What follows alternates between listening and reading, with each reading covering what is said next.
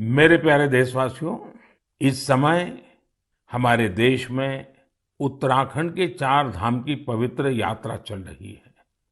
चार धाम और खासकर केदारनाथ में हर दिन हजारों की संख्या में श्रद्धालु वहां पहुंच रहे हैं। लोग अपनी चार धाम यात्रा के सुखद अनुभव शेयर कर रहे हैं।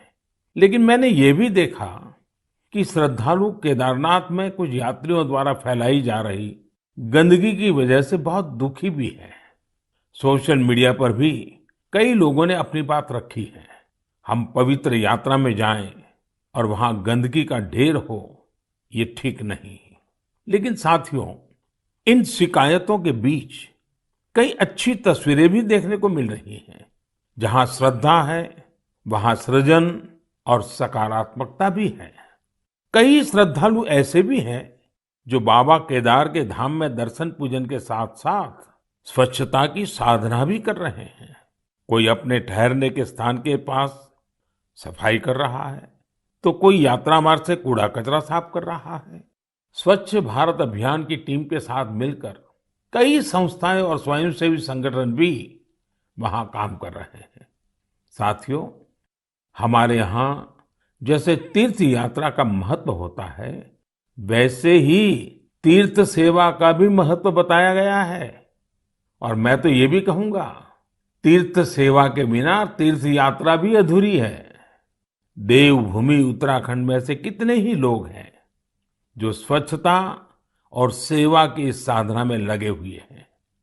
रुद्रप्रयाग के रहने वाले श्रीमान मनोज बेंजवाल जी से भी आपको बहुत प्रेरणा मिलेगी। मनोज जी ने पिछले 25 वर्षों से पर्यावरण की देखरेख का बीड़ा उठा रखा है।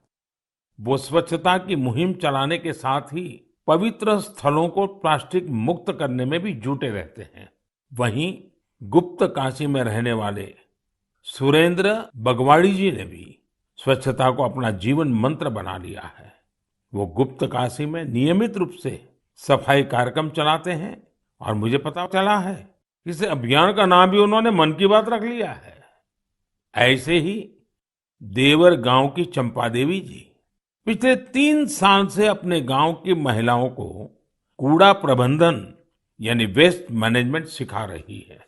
चंपा जी ने सैकड़ों पेड़ भी लगाए हैं और उन्होंने अपने परिश्रम से एक हरा भरा वन तैयार कर दिया है।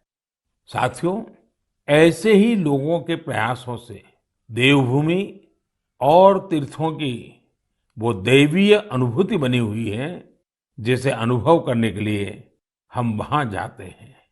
इस देवत्व और आध्यात्मिकता को बनाए रखने की जिम्मेदारी हमारी भी तो है।